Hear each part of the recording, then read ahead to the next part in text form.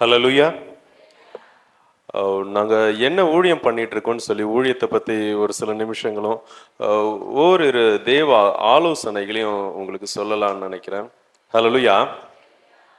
இப்போ தேவனுடைய ஆலோசனைகள் ரொம்ப நல்லது. அது கேட்டு நடந்தோம்னா நாம இக்கட்டில் இருந்து தப்பிக்கிறதுக்கு வாய்ப்பு இருக்கு. ஹல்லேலூயா. சரி, நாங்க என்ன ஊழியம் பண்ணிட்டு இருக்கோம்னா, நீர் என்னை காண்கிற தேவன் என்ற ஊழியத்தை பண்ணிட்டு இருக்கோம். அதாவது எல்ரோய் மினிஸ்ட்ரி. இது யூடியூப்ல போடும். ELROI ministry, MINISTRY.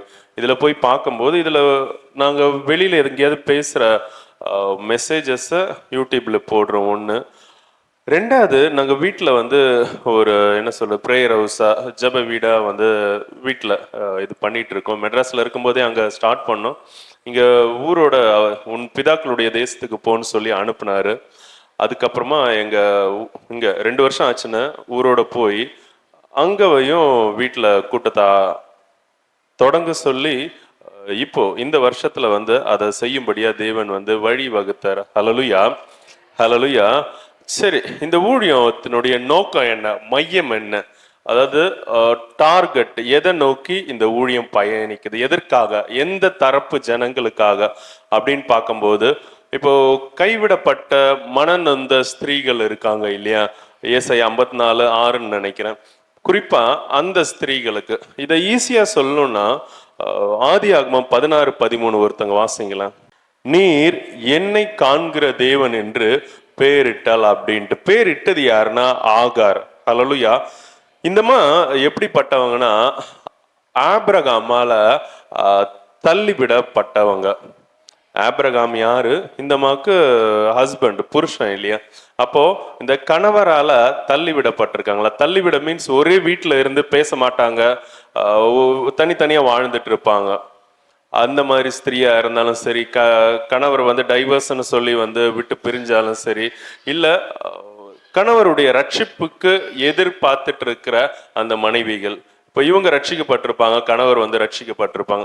அப்ப குறிப்பா இந்த ஆகார்களுக்கும் இஸ்மவேல்களுக்கும் வாலிப துன்மார்க்கத்துல இருக்கிற வாலிப பிள்ளைகளுக்குமே இந்த ஊழியத்தை பண்ணிட்டு இருக்கோம். அதே போல எங்க அப்பாவும் அவர் ஊழியம் பண்ணிட்டு இருக்காரு.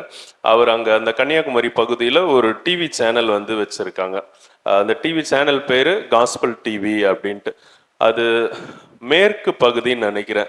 அது ஃபுல்லா கவரேஜ் ஆகும். சரியா. அந்த டிவி சேனல் பேரு காஸ்பல் டிவி. அதுல நீங்க விருப்பப்பட்டா ஒருவேளை டைம் இருந்ததுன்னா ஒரு சில ஃப்ரீ ப்ரோக்ராம்லாம் பண்ணுறோம். ஒரு பட்டிமன்றம் மாதிரியோ, இப்போ நீங்கள் நல்லா ஜெபிப்பீங்க, துதிப்பீங்க, நல்லா பாட்டு பாடுவீங்க, நல்லா டான்ஸ் ஆடுவீங்க, அந்த மாதிரி ஏதாவதுனா பாஸ்டரோட அனுமதியோட விருப்பம் இருந்ததுன்னா அதை கூட நான் ரெக்கார்ட் பண்ணிட்டு நான் எங்களுடைய டிவி சேனலில் போடுவேன். அதாவது உங்களுக்கு தெரிஞ்ச கிறிஸ்துவ ஜனங்கள் அறிந்து கொள்ளும்படியா உங்களுக்கு உள்ள அந்த தாளந்த இல்லையா. இப்போ எல்லா சபைகள்லையும் வாய்ப்பு கிடைக்காது.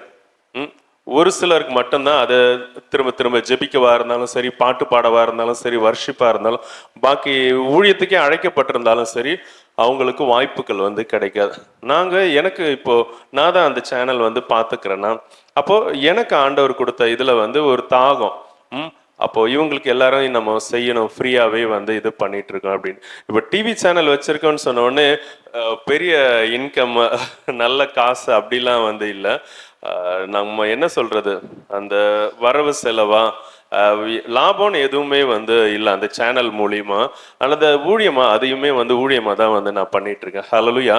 ஏன்னா என்ன ஆரம்பத்திலேயே எனக்கு சொல்லி அழைக்கும் போது சீஷரை உருவாக்கு, வசனத்தை கற்பின்னு தான் சொல்லி கூப்பிட்டாரு. Make disciples and teach gospel. மத்தேயு 28 கடைசியில நினைக்கிறேன். அதில் சொல்லுவாங்க இல்லையா, என்னிடத்தில் நீங்கள் கற்பித்தவைகளை எல்லாம் நீங்கள் போய் அவர்கள் கை கொள்ளும்படியாக அவர்களுக்கு கற்றுக் கொடுங்கள். அந்த டீச்சிங்கும் சீஷராக்கி தான் பிதா குமாரன் பரிசுத்த ஆவியின் நாமத்தினால ஞானஸ்தானம் கொடுப்பாங்க. அப்போ இந்த காலத்துல சீஷர் ஆக்குதல் அதுவும் மறைக்கப்பட்டிருக்கு. வசனத்தை கற்பிக்கிற இந்த தன்மையுமே அது இல்லாததுனாலயோ என்னமோ தெரியல, என்ன துன்மார்க்கத்துல இருந்த என்ன தேவன் முன்குறிச்சு அழைச்சிருக்காரு. ஹல்லேலூயா. ஹல்லேலூயா.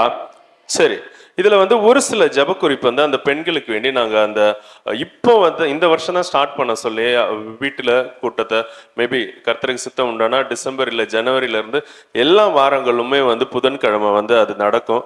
அது கர்த்தருக்கு சித்தம் உண்டானா லைவ்லயும் போட ட்ரை பண்றோம். முடிஞ்சா நீங்க பாருங்க புதன்கிழமை காலையில. அந்த ஜெப குறிப்பை கூட நான் ஒரு 7 ஜெப குறிப்பு இருக்கு, அதை நான் சொல்லிடுறேன். கைவிடப்பட்டு மனநொந்த ஸ்திரீகளுக்கு ஜெபிப்போம். கணவரின் ரட்சிப்புக்கு ஏங்கும் மனைவிகளுக்கு ஜெபிப்போம். கள்ள உறவில் அகப்பட்டுள்ள கணவர்களுக்கு ஜெபிப்போம். துன்மார்க்க வாலிபர்களுக்கு ஜெபிப்போம். பாலியல் தொல்லையில் அகப்பட்டிருக்கிற பெண்களுக்கு வேண்டி ஜெபிப்போம். சீஷர்கள் உருவாக்கப்படுறதுக்கு, வேதத்தை கை கொள்றதுக்கு, இது எல்லாத்துலயும் வந்து நாங்க ஜெபிப்போம். ஹல்லேலூயா. இப்போ இவங்க வந்து ஒவ்வொரு ஸ்திரீகளும் ஒவ்வொரு இடத்துல இருக்கிறாங்களா, இவங்களுக்கு எப்படி நாங்க வசனத்தை கற்பிக்கிறோம்னா, இப்போ வாட்ஸ்அப் வந்து எல்லாருமே யூஸ் பண்றோம் இல்லையா, அதுல ஒரு குரூப் ஆரம்பிச்சு அதுல வந்து குறைஞ்சபட்சம் 8 மாசத்துல இருந்து இப்போ ஒரு 15 மாசம் வரைக்கும் வந்து உட்கார வச்சு ஒரு வருஷம், அதான் எஸ்டிமேட்டு ஒரு வருஷம், 1ல இருந்து 1.5 வருஷம் அவங்களுக்கு வசனத்தை வந்து போதிச்சு இப்போ காலையில மத்தியானம் நைட்டு 3 வேளையுமே இருக்கும்.